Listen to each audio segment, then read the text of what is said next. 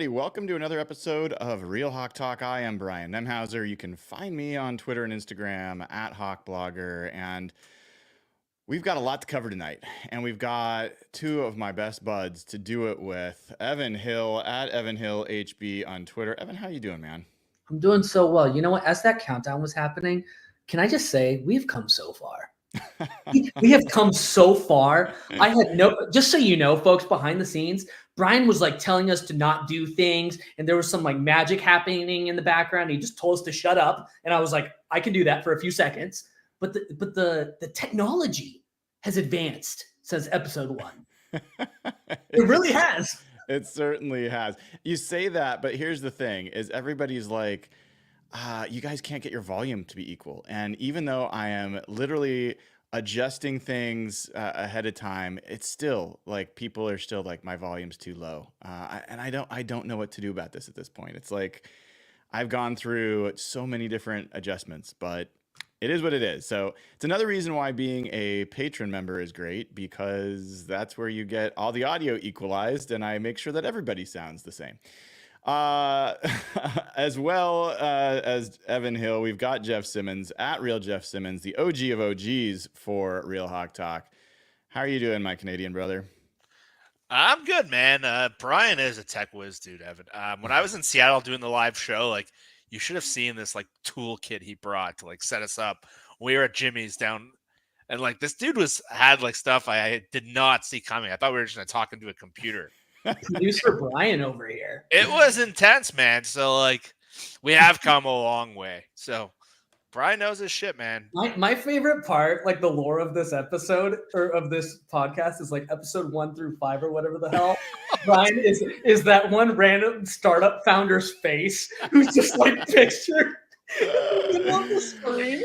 Oh my god! And it's the weirdest looking guy too.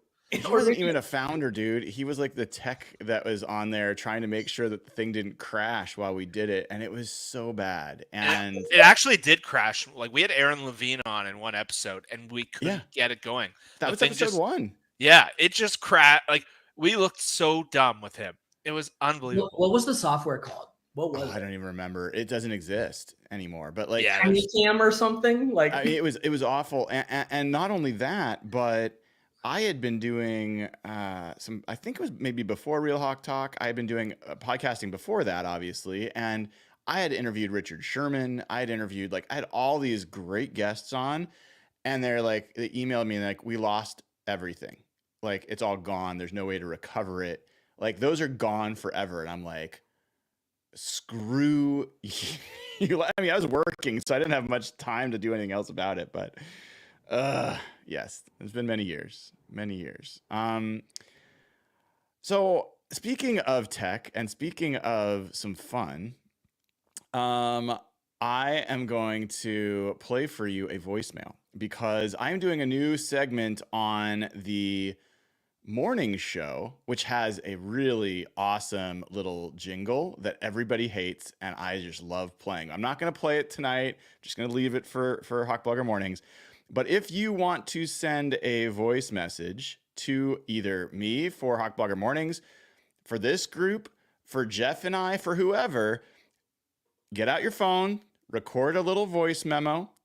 It can be about Seahawks. It can be about not Seahawks. It can be about whatever topic you want. It has to pass my test and my screening to get on the show. But then attach that to an email and email me at brian@hawkblogger.com. So this is the voicemail that was specifically targeted to this crew. So I had to play it. I had to save it for you guys to hear with me. It's kind of going to kick the show off on a specific footing. So hold on and take a listen. What's up, guys? My name is Chandler. I live in Central California. I live in Fresno.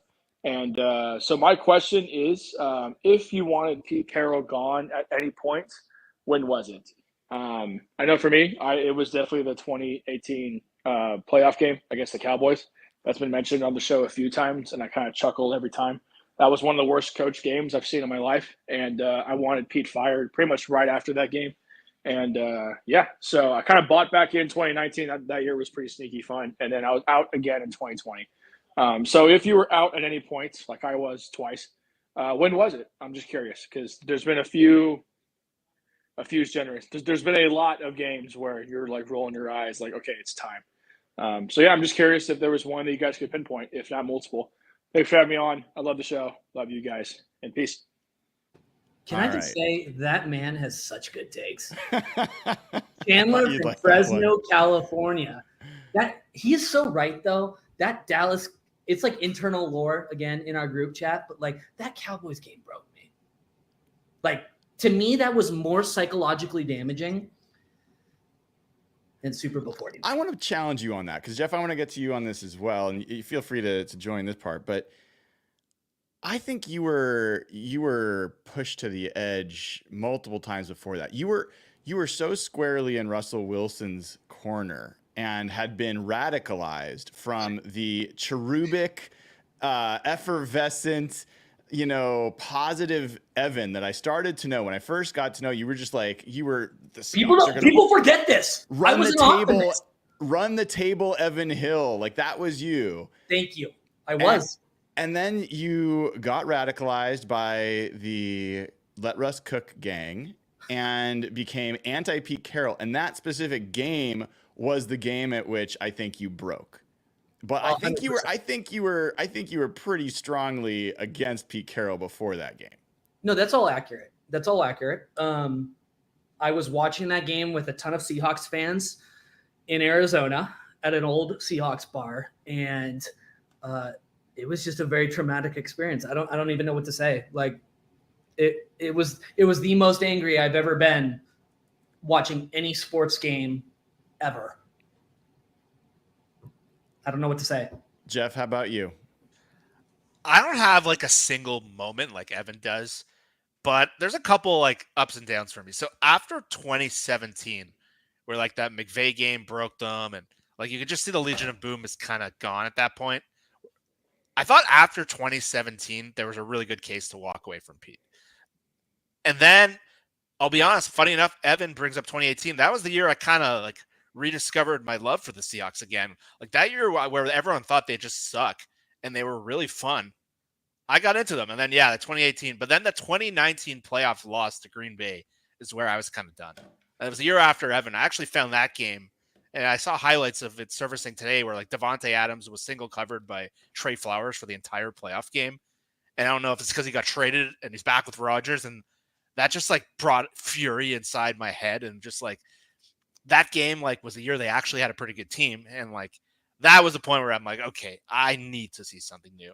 And again, there was moments of up and down. Like 2022 was a really fun year for Pete when Russ was gone. And then last year, everything tanked. So I kind of got up by the end of last year. I was like, this just can't happen anymore. So there's kind of a wave with me where it was up and down. And so I'd say at the end of 2017 was the first. And in 2019, I was all in. And then by the end of 2023, I was like, there's no way I can live with this guy. So, Brian, I want you to answer the question. Yeah. But I'm going to make a guess. Mm. And Jeff, I want you to guess as well. I think it's much more recent. Okay. Like last season. Okay. And I think it's the Steelers game. That Jeff, officially. what about you? What's your guess? I think it was a little earlier than that last year. I think what really started with Brian was the Tampa Bay game in Germany. And that's where Brian lost faith for the first time. And then the Steelers game was more evidence of what he'd seen. But that was the first game we just Pete had a soft team. And Brian was like, I am done. So first thing I got to state here is that, for people, there are people that absolutely believe that this podcast has been the anti-Pete podcast for ages. And what they don't know, or maybe like they haven't paid close enough attention, is I was Gandalf for years.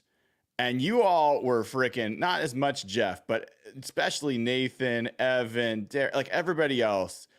You guys were coming to try to take his job. You guys were completely, against him. And I was like, no, 100%. Pete Carroll. Not only that, but I spent a lot of time saying, you guys are absolutely batshit crazy to be angry about Russ and angry about the offense when the offense is actually like, okay, it's actually pretty good. It's the defense that Pete's known for that's been degrading for all of these years. And this was like 2017, 18, 19 that I was making those statements. And so I honestly, I was in a very odd place where I was like, okay, you guys are arguing against Pete in favor of Russ. Flawed. So I'm going to argue against that.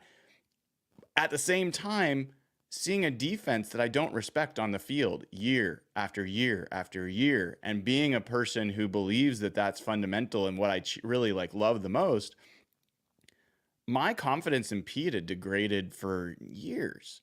And the other thing was, I would say, what is it, the third or fourth time that he hired a new DC and a new OC, and that they could not hire a coach that was like somebody that you'd want to promote. Like that they're just like, so you're right. The final breaking point for me was definitely the Pittsburgh game, and Jeff's absolutely right. The Tampa Bay game was like the crack in the foundation. But look, I will forever believe Pete is the best coach in Seahawks franchise history until someone does better.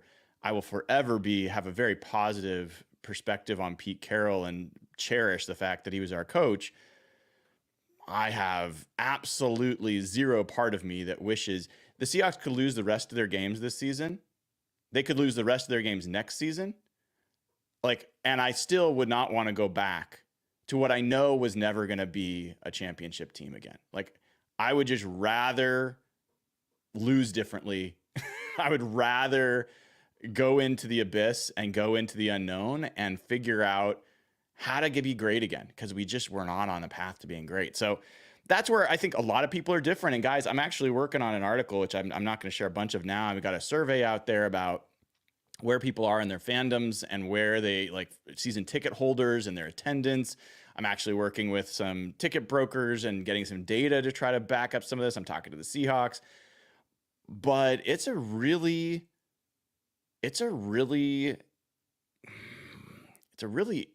fascinating time to be a Seahawks fan. I think I think the core base of like hardcore Seahawks fans is maybe smaller than it's ever been. Like that are in it no matter what. It feels like it's a very small base right now. I think we happen to interact with them a lot, but there's not a lot of casuals that are really paying attention to the Seahawks right now, I don't think. So speaking of all that, today, some news. Rayshawn Jenkins goes on IR out of nowhere. I was in the press room and Brady Henderson's like, whoa. When the reporters are surprised, it's news. Rayshawn Jenkins goes on IR. The Seahawks sign a new corner to the practice squad. His name is Eric Garrar. Played for Tennessee, I should say. He's on the practice squad. The Seahawks did not have either Reek Woolen or Trey Brown practice. Reek Woolen is questionable for this week. Mike McDonald said it's a last-second thing to see if he can make it. Artie Burns has already been placed on the IR. We traded for a new defensive lineman, Roy Robertson Harris, who was at practice today and is hoping to play. Byron Murphy is back out there. He's looking like he's going to play. Guys, it feels like, you build up one part of the castle and you knock down the other part. What's going on here? Jeff, I know you got some feelings about this. Yeah, they're like, listen, we can talk about all the things we want and stuff, but it just feels like luck is really against them right now. They start those first three games, and yeah, we see some potential things to be excited about. And then the whole defensive line goes in. And obviously things unravel from there. We get exposed in other areas right when they fix. And then right when their defensive line sort of gets healthy, right when their schedule is about to shift to the passing teams, now they're missing 3 of their 4 corners. They're missing their strong safety. So just when the defensive line gets healthy, now the defensive back group, and Julian Love has been banged up. He's not looked like himself. So that's another injury that the guy's not playing great. And we're left with basically one healthy corner. And it's like, oh my God, this is not their year. So it's just tough. And it's just right now, like I put out a tweet today, like, well, just when the D-line gets healthy, the whole secondary goes out. And I get a response from a guy who's a pretty prominent radio guy in Toronto being like, what does it matter? They suck when they're healthy. Like, who cares? And I'm like, oh, come on, dude. Like, so it's just tough. Like, as the schedule shifting, they all have Atlanta, Buffalo, the Rams. So Cousins, Josh Allen, and Stafford, and their entire secondary is pretty much out. So I don't know, man. It's like, it's frustrating because, like, again, this was such a big stretch for me coming out of that Thursday game to like get the defense right. And now they're just put in a situation where, like, I don't want to make excuses, but like, man, if like none of their corners can play against Atlanta, who's been a pretty good passing team, it just sucks. It just sucks. It's going to be so hard to fix that defense with the issues they already do have, complemented by this. It's like playing whack-a-mole. I heard Robert Mays make that comparison. It's really like that right now. Evan, I do have some news for you that I want your reaction to as well. Tough news. The Seahawks right tackle Stone Forsythe and right guard Anthony Bradford also did not practice today. I just wanted to brace you for the potential that they may not play in this game. You said tough news or good news? Or... Yeah, I thought you might have a reaction. How do you feel about that? Can it get much worse? I mean, those are fatal last words potentially, but like, it'd be nice to see Christian Haynes get a full, game at right guard. They've been rotating that position throughout the entire season and the off season. Stone Forsythe, he's right tackle 3. Who even is it? Jason Peters? Who would either be Jason Peters or Mike Jarrell? Oh God. Yeah. I mean, I don't even know what to say at this point. Like, can it get much worse? I'm sorry for what's about to happen to Gino. Like, I just don't even know what to say. Like, yeah. I don't know. Peters might be better than Forsythe at this point, but I don't know what kind of shape he's in. I don't know. I doubt Michael Jarrell would be their first choice. It seems like every chance they've had to give him a shot. He seems like a developmental player, so not a knock on him. He came out of a super small school.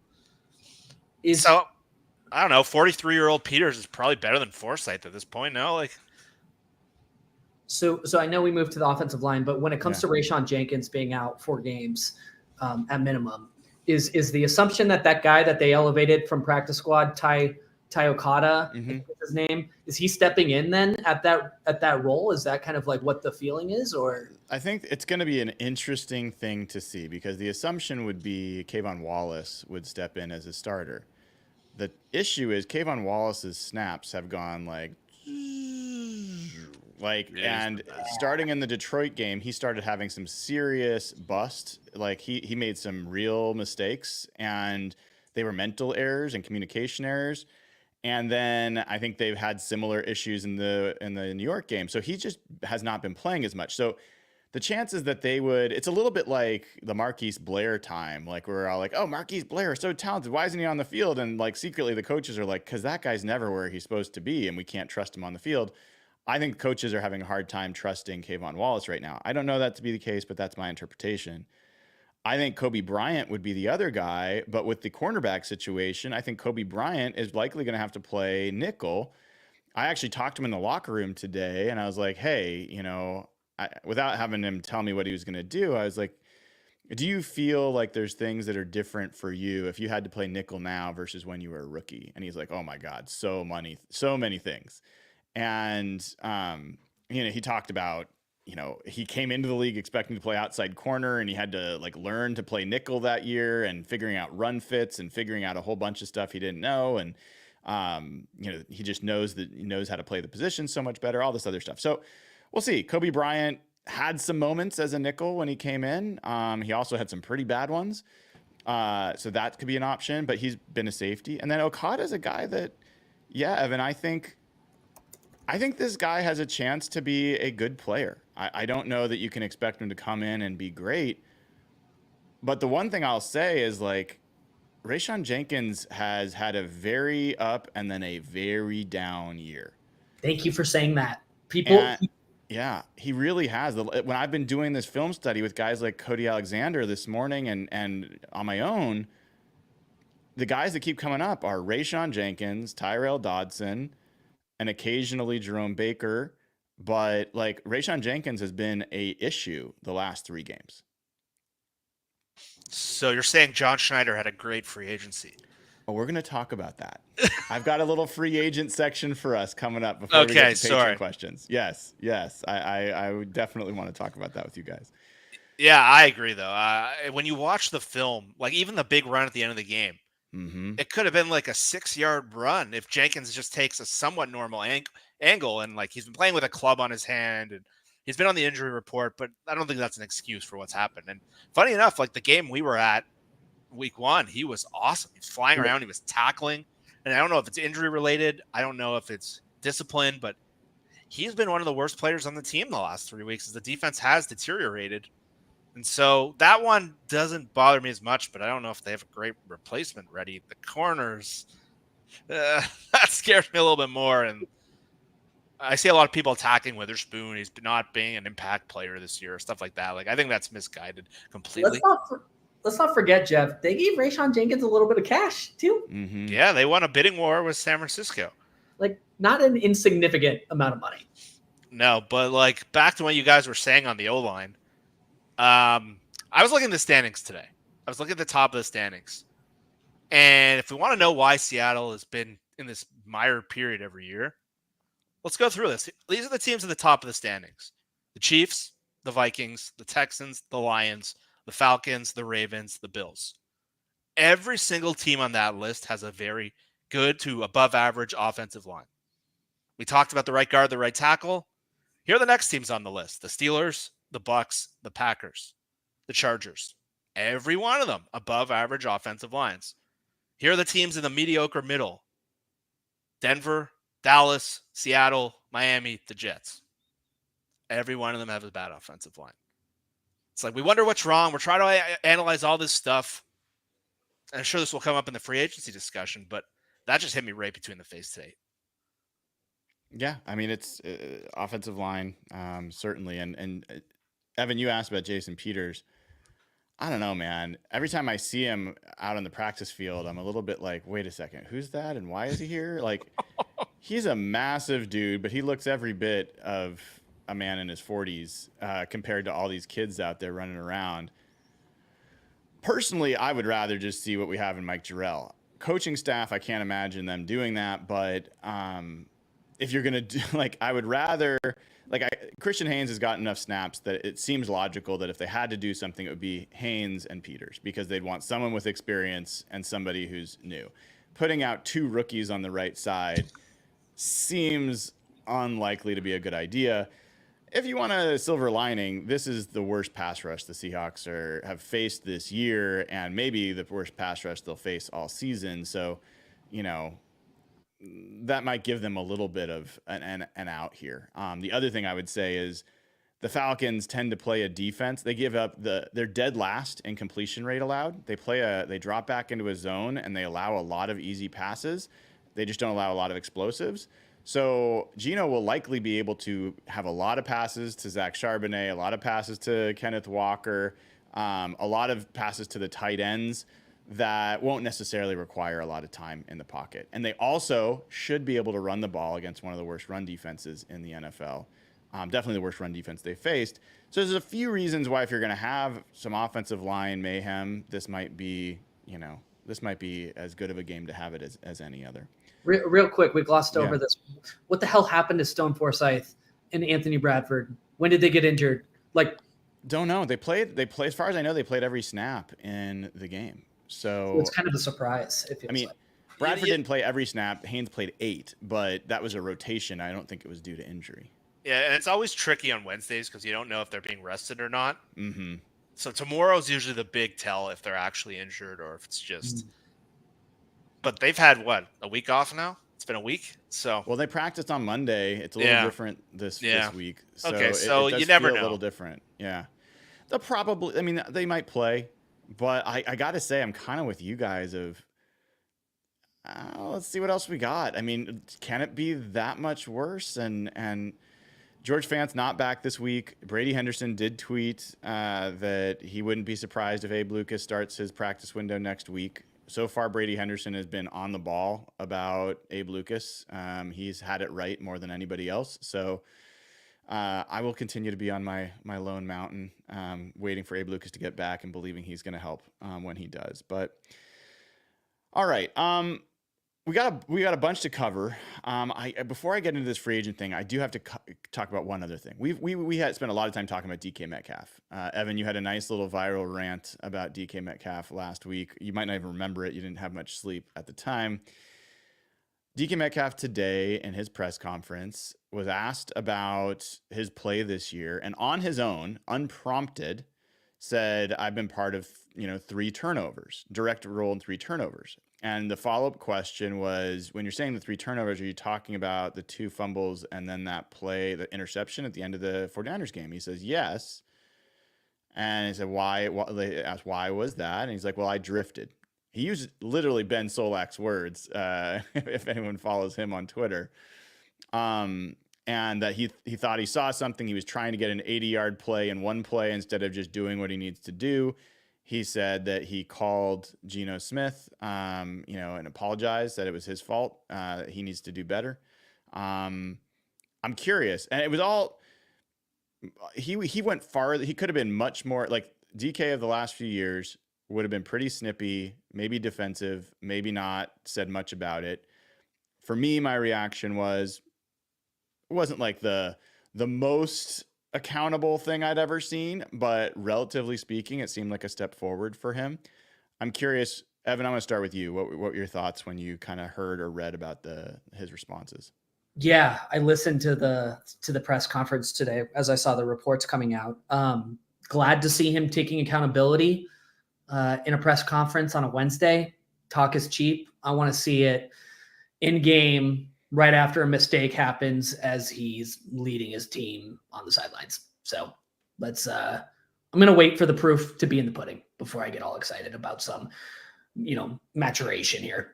So I want to test something else real quick. Your lip reading skills seem pretty good. So what am I saying here? Do it once more. Do it once more. Do it once more. I think I knew what it was. Jeff, what do you think of Evan's lip reading skills? He DK talked about the fact that he did talk to Ryan Grubb essentially about throwing it further downfield. So what were your thoughts about that? Listen, I thought the tone was different for things he's said before. Like I remember just the stuff. It's like, yeah, Pete talked to me. I don't really care. I'm going to be who I am. Like I've heard that stuff from him before, but so I was encouraged to hear him take ownership of that. He has screwed up. He has directly caused, and I did not expect him to say that I was the one who caused the interception. That surprised me. But overall, I'm completely with Evan. You can say anything you want. When things get bad, how do you react? That's how you learn about someone. When someone hits adversity, how do you react? And you can say anything you want in the press conference. And Jen, he did address that. He kind of did. He kind of talked about why he was upset and what he talked about. He said they need to get them to run by defenders. I don't know if that's how I read his message to him. But again, I'm happy to hear DK come out and be an adult about this. I want to be clear about one thing. I am pro him screaming into the headset to Ryan Grubb about that. Well, Ryan Grubb deserved to be screamed at. Ryan Grubb needs. It felt like they walked into that game so unprepared from an offensive perspective, and honestly, it feels like Ryan Grubb has had a couple of terrible games now, frankly. And he's right. Like they do need to throw past the sticks. They need to be aggressive, and it feels like I don't know. It feels like Grubb has struggled for a little bit now. I'd agree with that. I think that this game plan felt basic. It felt reactionary and predictable, and I don't think that's where his best work comes. I think Grubb will be fine. I think what DK said there about screaming into the headset was I'm competitive. I want to win. And, if you're not getting angry when things are going bad, then, I think you're in the wrong game. So he's got his perspective there. I don't really care as much about that. I know for a lot of people, that's a big deal. I care about the fact that he channels whatever he's feeling, whatever frustration he's feeling, into being a difference maker on the field. I don't even care about whether he's a leader on or off it. That would be nice. But what I want is a guy that is so enraged by what's going on that he absolutely dominates the guys opposing him, that he should be able to dominate. And honestly, we didn't see that. We didn't see that in the game, and that's something that I want from him. Like Marshawn Lynch. You don't think Marshawn Lynch screamed at his coaches on the sideline during the Pete Carroll era? He absolutely did. And then he went and truck sticked like 5 guys, the rest of the way. Like, there's ways to channel that, and I'd like to see DK make it more productive instead of, non-productive. I wouldn't even say destructive, but just like non-productive. Jeff, did you have something else you want to say on that? You look like you were thinking. No, it was just look, you used the Marshawn, Sherman, Doug. Mm-hmm. We've seen those 2 guys yell before, but yeah. Listen, I was watching every other team on Sunday, and I watched AJ Brown in a game where they were struggling.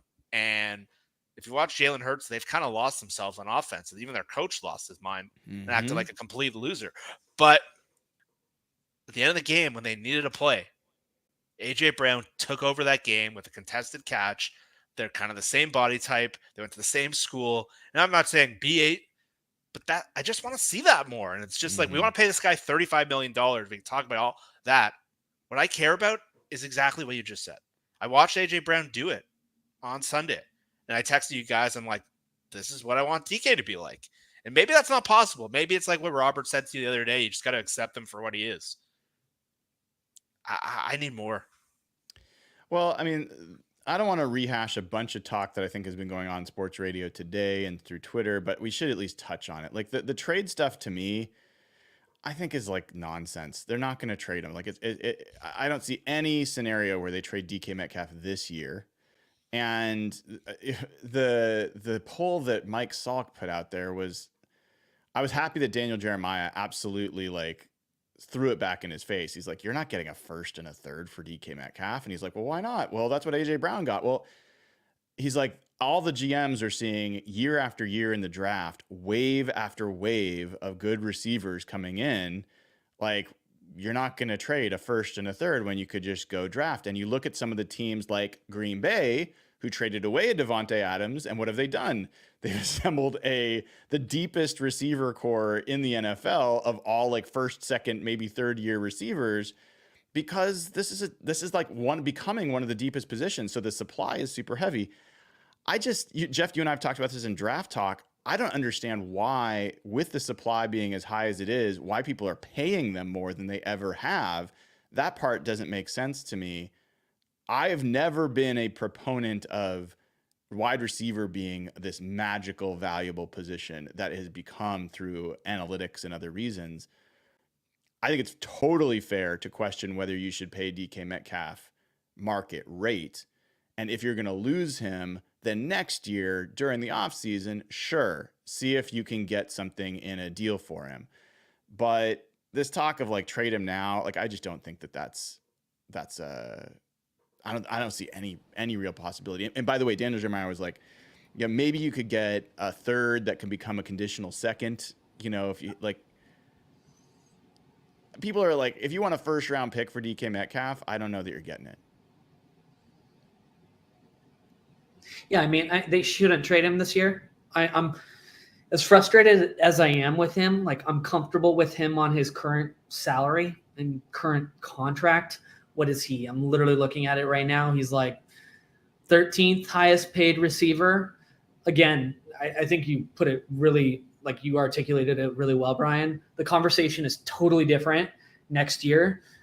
Final year of his contract. If not saying he will, if he, starts the offseason and he's like, I'm not stepping on the field without a a new deal, a new extension, then this conversation totally shifts around what his contract expectations are and everything and what potential trade comp you could get. But like, see it out through this year. There's no reason to trade him this year. I think the conversation shifts next year with a couple of variables, but yeah, he's not a guy you trade this year.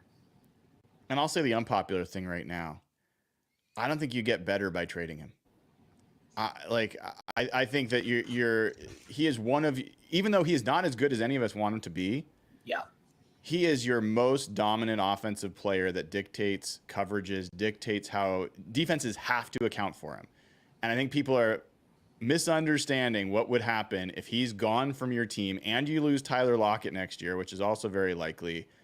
You can go to a really bad place really quickly, and you're not guaranteed of finding anybody great in the draft. So John Schneider is good at drafting receivers. He's had a pretty good track record there, but I mean, to me, it's not crystal clear that you don't extend him. I'm like more in that camp, but I can understand if the team looks at their overall roster and they're like, nah, this is like a guy we can't move on from because he's in his 20s and he's one of the better players at his position.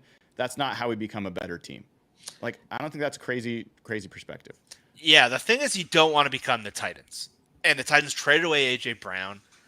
And they just went from like they were in the AFC Championship, they were a consistent playoff team, and now they're as bleak and as vanilla of a team in the whole league. Who are their good players? They're as poorly built. But Jeff, let me pose a hypothetical to you. If you were offered that Titans trade compensation that they got next offseason, would you do it? I would have to think about it pretty strongly because let's look. I think the conversation is not as DK Metcalf focused as it should be. I think everyone, Salk especially, is really focused on that. I think the question really for me is, can you keep trotting this out of a team being built around receivers when you don't have an offensive line? And the funny thing is we spent this whole freaking Pete Carroll Russ thing arguing about running the ball and neutral game pass rates and all this stuff. And now you cycle around the NFL, the teams that are successful are the teams that a lot of the time can run the ball and run it at will. And Baltimore with Derrick Henry right now, and San Francisco, and all these teams. And I think first and foremost, and you look at the Chargers, for example, they brought in Jim Harbaugh. Everyone knows what he's all about. And the thing I've always criticized Schneider and Carroll and McDonald is going to have to become this now, but they've always talked about how they wanted to play, but their roster moves have not lined up with it. And I think what I care about more than anything is that they reshift their roster kind of like the Chargers did. Obviously not to extend. If you look at the Chargers receivers, it is a sad group. But they could have drafted Malik Neighbors. They took Joe Alt, and we heard Jim Harbaugh's comments. And I want the team to be built in that fathom. And they wanted J.C. Latham. I believe that was the guy they probably thought they were going to get in the draft. And again, that's my priority. And if that means they believe, because again, I think if you're this team, they have these 3 receivers, and even if it goes to 2 receivers next year, it's hard to be the team they want to be with that thing in place. So again, if that means you have to consider trading DK, I'm all in. If it's just a pure question of should you trade DK, I have trouble with that because you can't replace him. Well, here's the other thing, though. I mean, you don't even need recency bias on this. Okay, let's say that they get a first, 2 seconds, 2/3. All right, like whatever they do, and they're going to use them all on offensive linemen, and they're going to use them all on interior. John Schneider going into this year, like he picked Christian Haynes.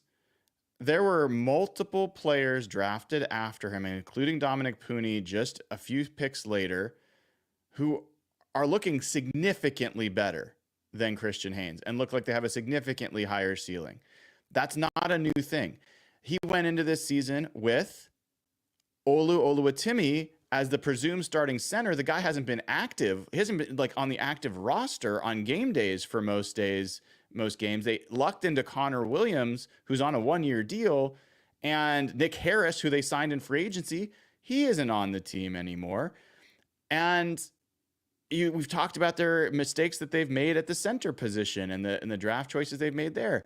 You go back and you look at the positions when they draft guards, they have not. I asked this of John in training camp. I'm like, the only offensive lineman he has ever drafted himself that made the Pro Bowl was Russell Okung. It was his first pick he ever made, ironically. But the only other guy that was on the team in that situation was like Max Unger, was a drafted Seahawk that made a Pro Bowl, but he was not drafted by John Schneider. So you're saying, like, let's take John Schneider and have him do something that he's not proven that he's capable of doing. I'll just say this, whatever you do not look at Dominic Pooney's PFF grades because it will make you, like, as a Seahawks fan. It's rough, dude. Like, holy hell, man. And it's not only him. Tanner Bortolini or whatever, the center Indianapolis, is playing fantastic football. He was a 4th-round pick. Like, there's a lot of guys that were picked after. Mason McCormick, who we all liked, has played a better guard than Christian Haynes has so far. Like, there were chances. And we weren't even saying, hey, it's got to be just Christian Haynes. Take 2 guys. Don't take A.J. Barner or don't take Tyrese Knight. Now, those guys might end up being really good, but if you'd had 2 guards picked there, or a guard and a center, anyway, like, there's some flaws there. I'll just say this, with the way you guys want this football team built, and by the way, I'm in your camp as well, John Schneider's not your guy to get you there. I think that's the question. I think he's that's really not. The only thing I will say there, and John Schneider's offensive line picks have changed dramatically based off who his offensive line coach was. The picks he made before Tom Cable, during Tom Cable, during Mike Solari's time, and then Andy, what's his name? I can't remember. Dickerson last year. He does try to match to the offensive line coach who seems to have some input. Nick Harris was a guy that played for Scott Huff. So I think there's some evidence that he might be like, Scott Huff is a part of this and he is new. And so maybe we'll learn a little bit more about who knows, maybe Christian Haynes and Satao Laimea end up looking much better next year after Scott Huff's had a year to work with him. I don't know. Maybe Mike Jarrell will end up looking good and we'll feel like, okay, we've got a guy that can develop offensive linemen. Right now, if it's just up to John Schneider, I agree. He has not proven that he is a good evaluator at that particular position. Can we do something fun real quick? This is fun in a really dysfunctional way. I'm going to read for you guys. The prompt is, what if the Seahawks never signed another external free agent? Okay? That's the prompt. And I'm going to read for you the free agents that the Seahawks have signed the last 5 years. Okay? It's going to run through these names. I'm just going to do it like in rapid succession. All right? This is the most recent. And I'm going to include guys that they re-signed. Okay, so some of these guys will be some guys that they re-signed. Leonard Williams, Noah Fant, Rayshon Jenkins, George Fant, Jerome Baker, Tyrell Dodson, Pharaoh Brown, Nick Harris, Jonathan Hankins, Kayvon Wallace, Laviska Shenault, Laken Tomlinson, and Tremaine Ankrum. That was this year. Last year, Draymond Jones, Julian Love, Jaron Reed, Bobby Wagner, Drew Lock, Devin Bush, Evan Brown, Mario Edwards. The year before that, Uchenna Nwosu, Quentin Jefferson, Rashad Penny, Austin Blythe, Geno Smith, Artie Burns, Marquise Goodwin, Kyle Fuller, the center, and Justin Coleman. 2021, Carlos Dunlap, Chris Carson, Benson Mayoa, Kerry Hyder, Gerald Everett, Nick Ballore, Kello Weatherspoon, Ethan Posick was a re-sign, Al Woods, Cedric Ogbuehi, tackle, Geno Smith, Jordan Simmons, if you remember him, Alden Smith, Bless Austin, and then finally in 2020, Brandon Shell, BJ Finney, Greg Olson, Bruce Irvin, Benson Mayoa, Carlos Hyde, Mike Upati, Cedric Ogbuehi again, Nico Thorpe, Geno Smith again, Philip Dorsett, Josh Gordon, and DeMontre Moore. That's the last few years. Of all those names, any of them that you're like, man, it'd be really painful if we hadn't made that signing. Yeah, Quentin Jefferson. You fucker. I was waiting for that. You walked into that, dude. I heard that name. I'm not surprised. I am not surprised. Okay.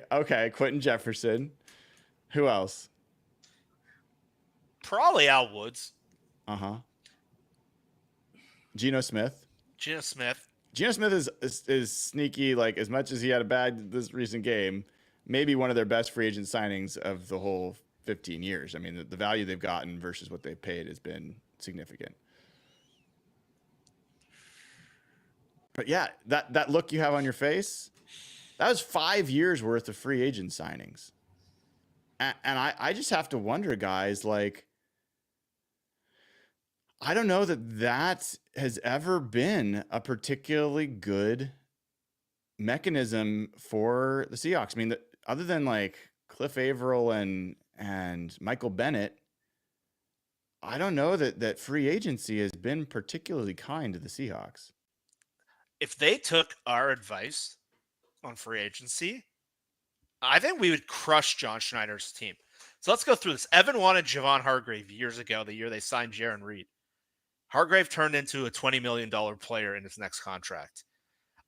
Kevin Zeitler, a guy that all of us wanted. I don't know if they would have got him. He's one of the best guards in the league. Brian identified a couple guys. Shaq Barrett was one of them years ago. He became a Super Bowl winning player. I was craving for John Simpson, a guy who had played with McDonald. They wanted the left guard. He was the PFF left guard of the week. The Jets offensive line is nothing to talk home about, but hell of an upgrade over Laken Tomlinson. So I think if you listen to some of our free agency shows over the years, we've uncovered a lot of hits. There was one year I think Nathan really wanted the Honey Badger. He's turned into a really good player. Some of the receiver names we've put out there. So if you look at that versus and it's not like the names weren't out there because we had all identified. We did free agency shows the last 5 years. So you compare that to what the Seahawks have put out there and whether they've been doing bargain basement shopping or even when they've spent poorly. It's not like there was nothing out there. You don't have these all-stars out there, but we all identified names in their price range of guys they could have got. And they time and time again have whiffed. By the way, Kevin Zeitler, 82.1 overall PFF grade this year, has been absolutely excellent. Yeah. And the guy they lost, Jonah Jackson's had a tough year in the Rams, and they got a better player for half the price. They should have taken Kevin Zeitler's family hostage and like placed them Jesus in like a dark shed somewhere. Maybe let's not do hostage talk. Okay.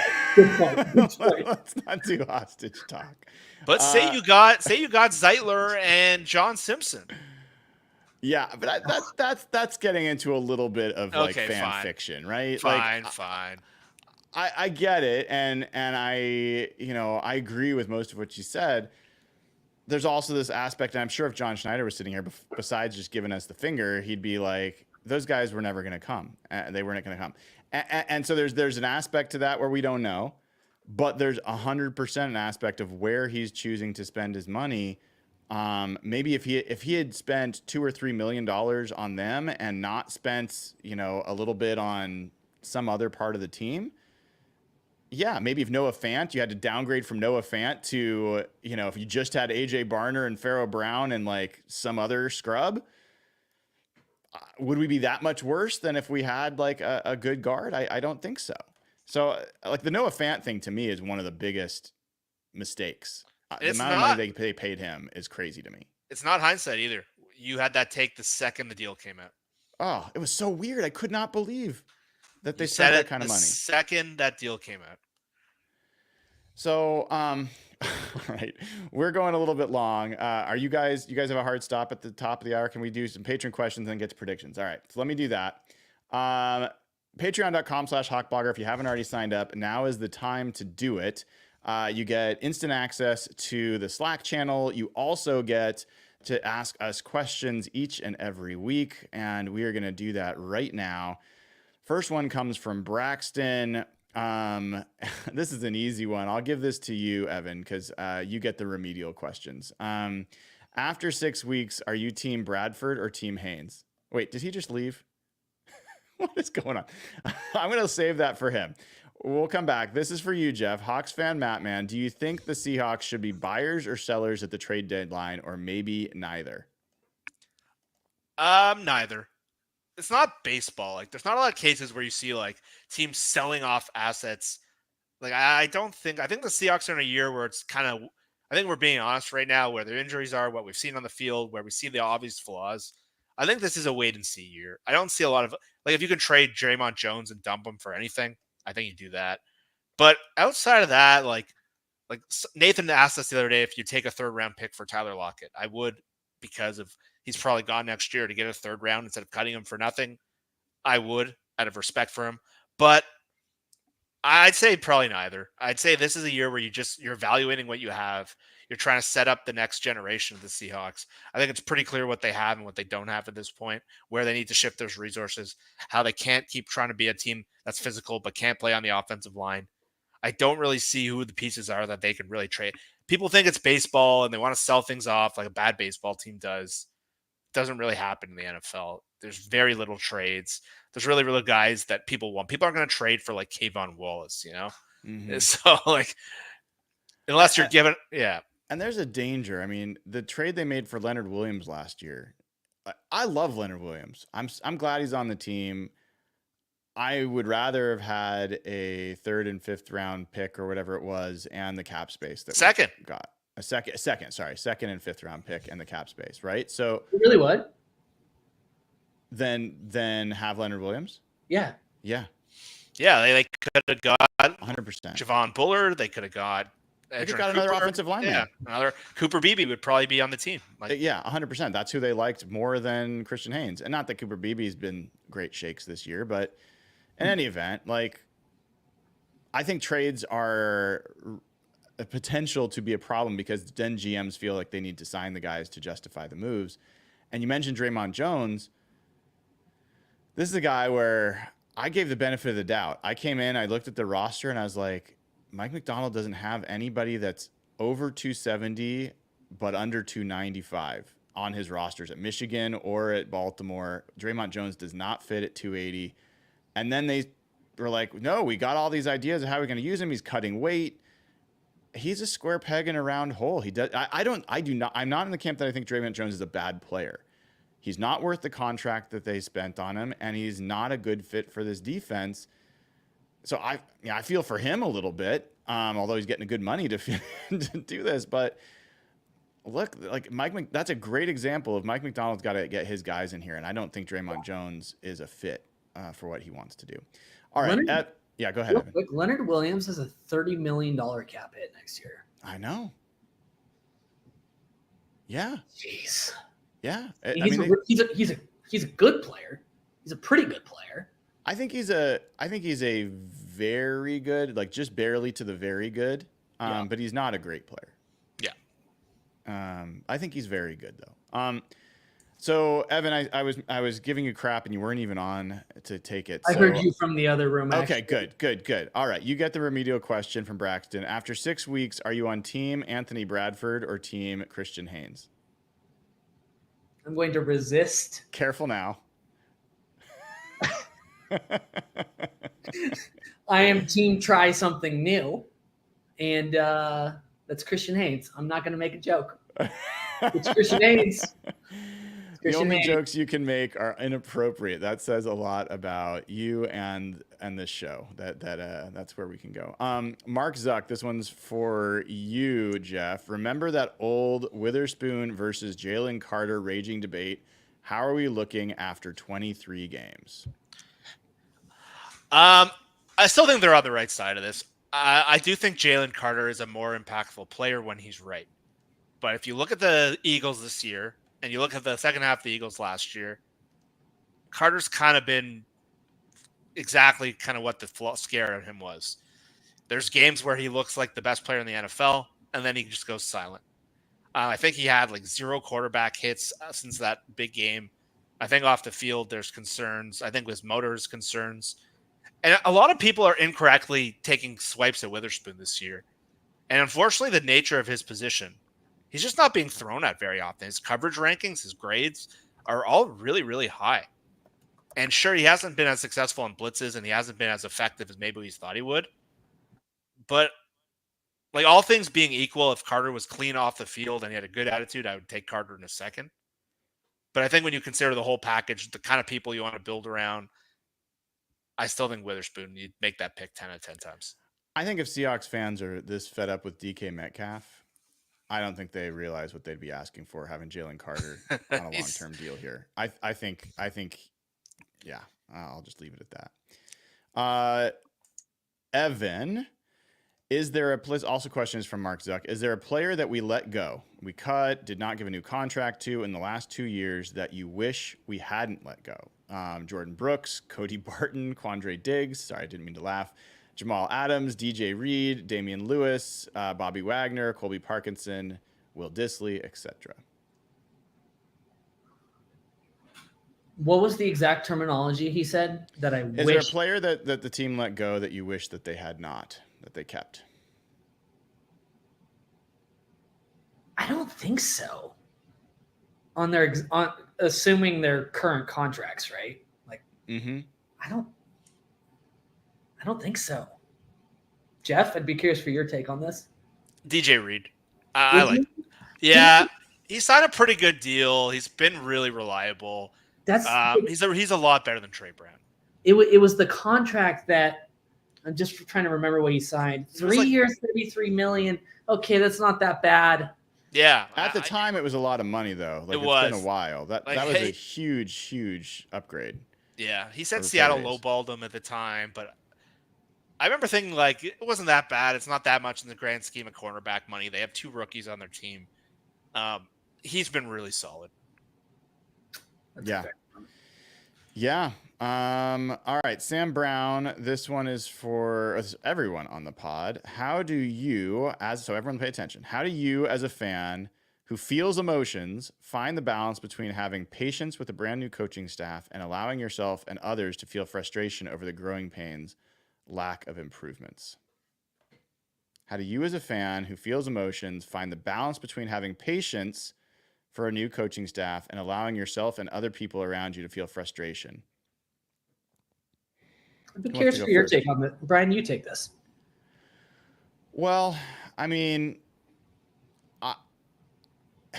it's tough because I have come from being one of the most emotional fans, maybe the most emotional fan, depending on who you ask. I think Evan would probably attest to that.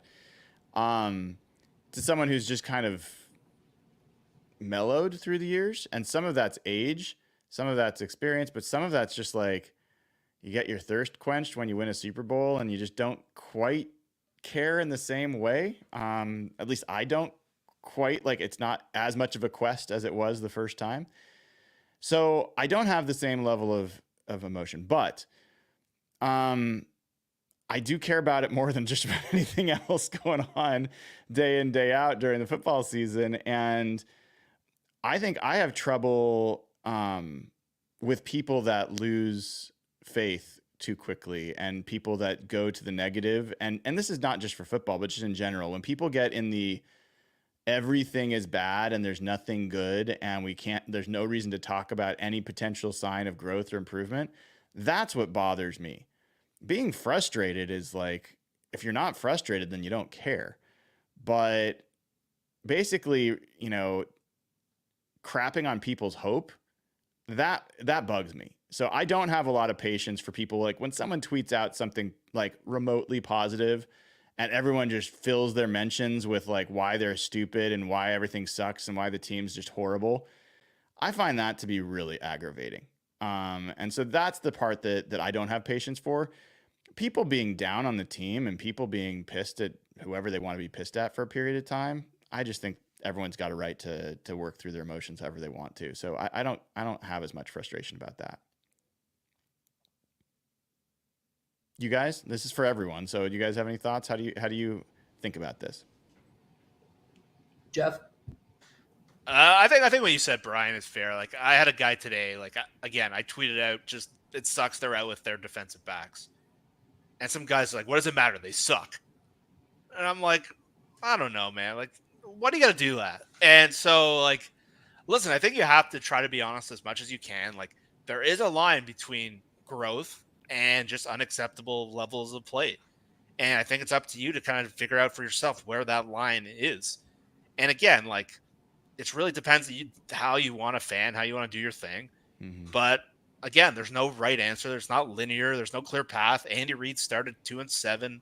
Kyle Shanahan struggled. We've seen Sean McVay hit the ground running. We've seen a lot of guys just be able to do it right away. So everyone's going to have a different answer. Some people think the players aren't good enough. Some people think the coaches suck. But again, if you just want to like go out there and just be miserable all the time and just crush everyone's hope, don't comment on my stuff. Like, leave me alone. Yeah. But listen, if you're unhappy with the discipline and what you've seen from Grubb and McDonald, that's okay. Have expectation. I'm fine. Just try to be honest as you can. There's some real personnel issues. There are some coaching issues. There's a staff that's maybe not aligned in how they're doing things. It's a new staff, and it's a tricky question to answer because there's no right or wrong answer there. Everyone's different. Yeah, it's that thing where you see that, like, you're in the horror movie and people are just like reaching from the ground to try to pull you down, and they're just like, we want you to be as miserable as I am. That's like, if you're going into someone's mentions, I have issue, but like, if you're independently, commiserating with other people that are also frustrated, like, do you. Like, I think there's nothing wrong with that at all. Evan, you have any thoughts on this? I would just say, like, remain patient. This is six games into a new regime, a new franchise, new head coach, like brand new staff. Pete Carroll didn't get it done in an offseason or two off seasons. Dan Campbell didn't get it done in an offseason. He won 3 games his first year. Like, I need to see. I think it's fair and reasonable to expect that the team shows progress and improvement in certain areas across the production on the field and areas of the roster as the year goes on. We need to see evidence that they're building towards something and that the ship is steering in the right direction. But let's remember, like, this is not going to be solved overnight. This roster has a lot of holes, has a lot of issues, and there's a lot of first-time coaches on this coaching staff. And frankly, being 3-3, regardless of the context, is not bad through their first 6 games. So I would just say, like, be patient. Like, if things are disastrous, 2 years from now, we can have this conversation, but I'm not there yet. So. Yeah. One other thing, and then we'll keep going, but I think another thing that gets all of us is when we feel like people are negative, not because they're fairly evaluating the team, but because they're trying to prove a point that they had coming in. That's aggravating. Like, if you can't have an authentic conversation about the team without trying to prove your priors, like, I am a Mike McDonald truther. Like, I've been in on him before he got here. Ryan Grubb as well. I absolutely can have a conversation about what has been bad about the way that they've been doing things and where there's been things that have been disappointing, and I have no problems having that conversation. But if you're talking about firing a guy after 5 games, you're not really fairly evaluating. You're not really frustrated at the coach. You're frustrated about other things. And so that also, I don't have a lot of patience for.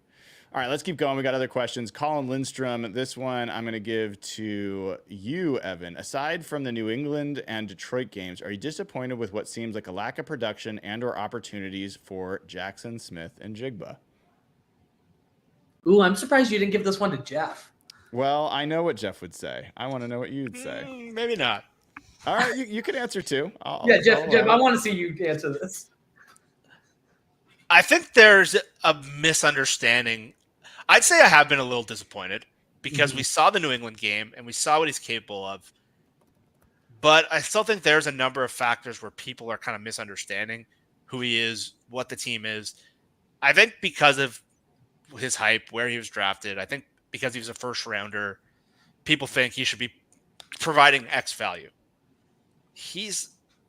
There's a reason he was available at 20th overall in what was considered a bad receiver draft.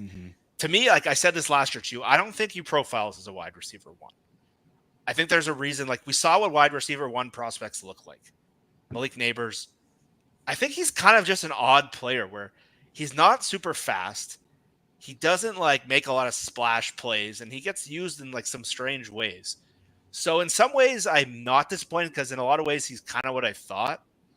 But at the same time, like, I am disappointed he's not impacting the game as much as I thought he would. But again, he's been a pretty consistent winner on third down. His numbers are projected to be pretty well. He's going to have way higher numbers than last year. But like, you watch, like, say, Jaden Reed or Josh Downs, guys who were picked in the second and third round to do a similar role. And I think you see a little more explosive traits and a little more in terms of like, should they have just taken that player in the third round where Josh Downs went or where Jaden Reed went in the second round? I think that's a pretty good argument, whether that was a good use of a first round pick. So in one hand, I am disappointed. I think he should be more impactful in the game. I think he should be more of an alpha. He's a little too casual and chill sometimes. He doesn't separate very well. But at the same time, he's kind of what I thought he would be. And I think people's expectations are a little wonky on him. I will just add one brief piece there. There's a common thread between New England and Detroit. Those are two of the heaviest man coverage teams that the Seahawks have faced. JSN has excelled so far against man coverage. Against zone teams, he has not found like the same, like that is a finding the hole in the zone and sitting down and having that chemistry with your quarterback. He has not yet shown that. By the way, Atlanta, second heaviest zone coverage team in the NFL. So if you're a JSN guy, this may not be the week to play JSN on your fantasy football team. All right. Let's see. A couple more. Zach says, and I'll give this one to you, Evan. You can't duck this one. If it's a given that the amount of injuries in football is starting to really hurt the product, what do you all think the answer could be to getting the quality of the game a little higher? Expanded rosters, a minor league to develop players, cyberball league starts 2025. What do you think we can do? Yeah, no, I have actually a couple of ideas for this one. First of all, right off the bat, I think they should extend practice squad sizes, get more players, repetitions week to week. And I think they should also expand the offseason in some way for offensive linemen. I'm not sure how you do that. I'm not sure if it's necessarily consistent across all positions, but one position we consistently see that doesn't get enough reps, especially in that jump from like college to the NFL, where there's like a huge talent disparity, is offensive line. This is like a massive talent weakness across the entire league. So I guess those are the two things that come to mind. Extend practice squads, get more guys, around franchises, around teams with the trainers, coaching staff, all that sort of stuff to like literally build up talent at like an NFL level. And then I would say, I feel like they need to do something in the offseason that gives more reps to those key positions, because the reality is if you look at offensive linemen and any player of any position on the roster, like they don't get that many weeks with the team before like an NFL season starts. It's really only like 6 to 8. And that's not that much, especially if you're making that jump from college to the NFL. Like, otherwise you're training alone. Like, it's not ideal. The numbers I'm sure are hard to figure out or hard to make work, but the NFL makes more money than any other sports league, at least in the US. And I 100% agree. I think you need to have enough play, like all these joint practices that they do. There's no reason that you couldn't have enough of a scout team. You've already got 16 players on a practice squad. You triple that. There might not be that many players worth having, but I think you've got, like, how many minor league baseball players are never going to see the pros? Like, most of them. And so I do think that the NFL needs to have a more legitimately attached minor league part that's actually part of like an extended practice squad and doing some joint practices, firewalled from the team so you're not giving away anything. But I think the quality of the product's really starting to suffer. And if they don't do something like this, I'm not sure they're not going to get back to where minor league, or what is it, Pop Warner and high school are actually doing heavy padded practices all the time. They're not going to go back to it. So you've got to make a correction, I think, at the NFL level. All right, last question. This one's for you, Jeff. This comes from Alex. He says, so far we have not had an unexpected win. That was something of a hallmark of the Pete era. Does the crew think that the Hawks under Mike Mack might be more straightforward about winning and losing games we're supposed to? What do you think, Jeff? I don't have a great answer to that. I'm going to say when you have an offensive line as bad as Seattle, every game's going to be hard. And even the games they did win, they barely hung on to beat Denver because they had two safeties. Miami, they went 2 quarters without a single first down. I think it's more of a reflection of that. And sure, we could talk about Pete getting the guys up and things like that. He was great at it because every game was the same or whatever. But I think it's more of a reflection of the roster holes. And again, when you have an offensive line that can't block, no game is easy. And I think that's more of, I think we'll have a better idea when they have a more complete roster and not kind of the injury situation combined with all the holes they do have. So I think we need to see more of a sample size to learn more about this staff. I don't think we have a clue after 6 games because they played 3 games in 11 days with a banged up roster, with a roster that frankly has a lot of question marks. I don't think we can make big picture judgments like that yet. Yeah. Yeah. This is their first padded practice they had today in 2 weeks. And it's like 3 games went by between their last padded practice and this one. And when you got issues running the ball and defending the run, padded practices kind of matter. And Jerome Baker, talked to him today. The guy's missed most of training camp and OTAs, just now starting to get to play with Tyrell Dodson in back-to-back games. He's only had one time this whole time where he's played in back-to-back games, full games, with his linebacker partner and with the guys in front of him also switching week in, week out with Leonard Williams, Byron Murphy, all these other guys. So yeah, it's been tough. It's been tough to really determine how you can kind of change some of the things that have been going wrong. All right, let's turn our attention as we close the show to this game against Atlanta. Curious, what are you guys seeing in this game? What's got your attention in this game? What do you need to see in this game that would at least give you some confidence? Let's set aside the win and the loss. What do you kind of need to see to feel some hope, which I think is what everybody's looking for? Evan?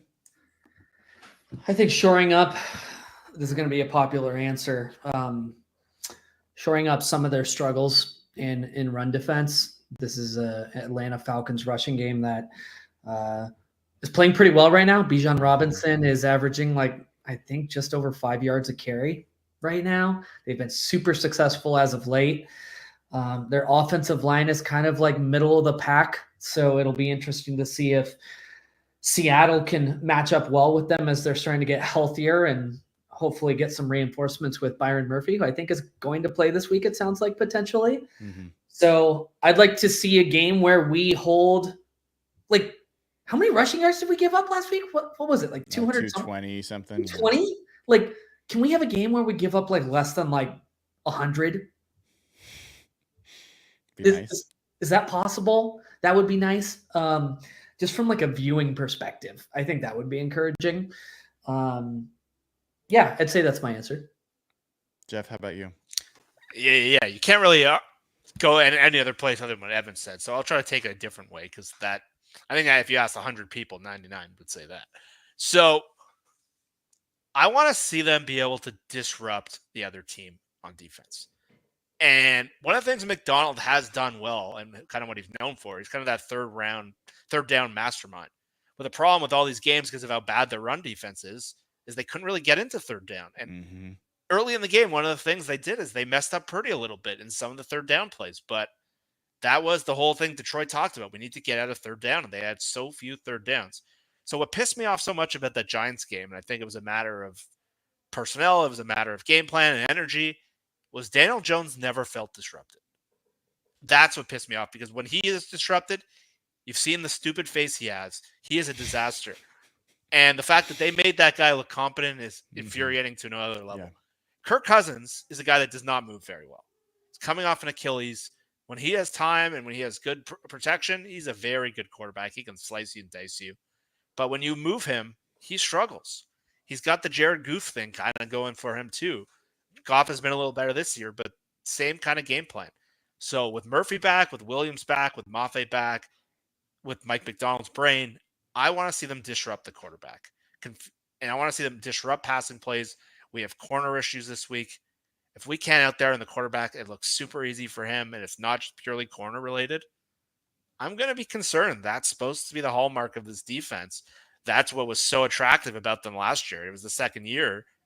And we have a lot of personnel issues working against us, but whether it's blitzing differently, whether it's creative scheming, whether it's our players winning, I want to see us disrupt the quarterback. I think that's great. And this is, I won't give the whole list because it's so long for me, but this is a window into why I have been able to stick with being a hardcore fan of the team even during down times. I don't need like wholesale turnarounds. I need like give me a little finger hold that I can like see the outline of what's going to become. That can be Byron Murphy having his best game and looking like, okay, maybe everything else goes wrong, but Byron Murphy looks like he's developing into like that would be great. To see Boye Mafe and Derek Hall maybe return to kind of their pre-injury disruption, that would be great. To see some turnovers and some plays where you're like a blitz get home, Mike McDonald be able to scheme something that gets home and actually causes a disruption and causes a takeaway, that would be great. I think that offensively, seeing them actually be able to run the ball against one of the worst run defenses, and like we have not seen Mr. Kenneth Walker actually run when there's a lane. Like he's had to create a lot of the yards he's had this year. Show me what he looks like when he runs, through some of the lanes that opposing running backs have had against the Seahawks this year, where they literally just run straight ahead through a mile wide hole. So, I would be excited to see DK Metcalf make some contested catches and some big plays. Like there's a lot of things that I could get excited about in this game. It's been rough the last few games because almost everything has been pointed the wrong direction. And so when you have multiple games like that, it's tough. I happen to think this game, it lines up in a way where there's a chance for the Seahawks to show some real progress. Ultimately, if you want the Seahawks to be a playoff team, the only thing that's going to matter is that they win. And so it's a huge game in that regard. Jeff, tell me what you think is going to happen in this game. What do you expect the final score to be? This is a game where I think the Seahawks offense can be productive. They are one of the worst. They have the lowest the lowest pressure rate in the league. Mm-hmm. I read a stat today that like they've blitzed like 100 times and like converted on like 3 of them. And it's like by far like the most alarming rate. So even with the Seahawks offensive line issues, this is a game, and Geno plays well in domes indoors with their receivers, Kenneth Walker. I think the Seahawks are going to be very competitive in this game. I was going to pick the Seahawks until I saw these DB injuries, and I'm just like, this could spiral again. So I'm going to say 31-27 Atlanta. Okay. Evan, what do you think is going to happen in this game? What's the final score? I do not think Seattle is capable of stopping the run, and I do not think their struggles are going to end there. I think the Falcons run for 200-plus rushing yards on Seattle on Sunday. They do it in consecutive weeks. Atlanta, they move to 5-2, and the Seahawks lose 31-20. 31-20. Okay. Well, I think this is a tough game to pick. It really is. And I think that the Falcons should be the favorites. There's no doubt about it going into it. I think the Seahawks are the better team. People can laugh at that, but I think the Seahawks are the better team. I think that they have been staggered the last few weeks. I think that they're going to regain their footing. I think they're going to come out. I think they're going to get a quicker start in this game. I think the Seahawks are going to be leading in this game. And I think they are going to hold on and win this game. So I am going to say that the Seahawks will win this game 34-26. 34-26 Seahawks is the score I've got for this game. So, yeah, going to be interesting. I will be driving home rapidly and sober from Oktoberfest in Leavenworth. So I will not be at this game this time, but looking forward to settling into the couch and watching whatever's going to unfold. Please let this be a game where we end up with some feeling of positive momentum. If it's another game like the last 3 games, guys,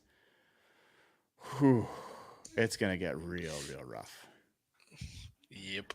4-game slide would be pretty rough. And then Josh Allen coming to town. McVay. Yeah. I mean, the thing is, if it goes the other way, there's like a redemption opportunity, like really, like could be really fun, but They to be gotta. honest, it could get really ugly, man. This is the tip of the spear. I've said it for weeks now. This is the game that kind of dictates how the rest of the year goes. Yeah. So I posted this on Twitter, and I just want to get your takes on this real fast. Mm-hmm. So at Atlanta versus Buffalo, versus Los Angeles at home, bye week, and then at San Francisco. That 4-game stretch, water gun to your head right now. What do you envision them going? Oh, sorry. I think my internet's cutting out. Sorry. Next. I think that's almost impossible to answer without seeing this game. I think I cannot prognosticate this team without seeing this game.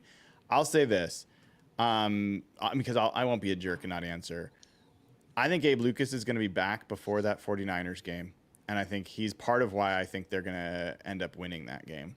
And I think they're going to, as I just said, I think they're going to win this game. So that's 2. I'm going to say they're going to go 3-1.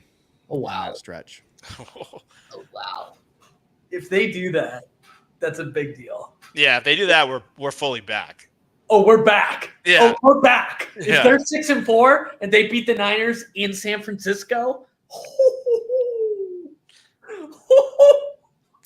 You guys answer. Where are you at? I was gonna say 1-3. So I think we go. Sorry, Jeff. Go ahead. I was gonna say 1-3. I think there's reason to be hopeful about progress. I think the timing of these games with the DBs going down, I don't love it with some of the other things they got going on and their issues up front. Normally positive Jeff would probably even say 2-2, but I'm down to 1-3 now with these injuries. So I'm in between. Wait, what did you say, Brian? Was it 3-1? 3-1. Yeah, I'm in the middle. I'm 2-2. I think they win the LA game, and I think they sneak one other. I'm not sure which one it is. Their best shot is probably Atlanta.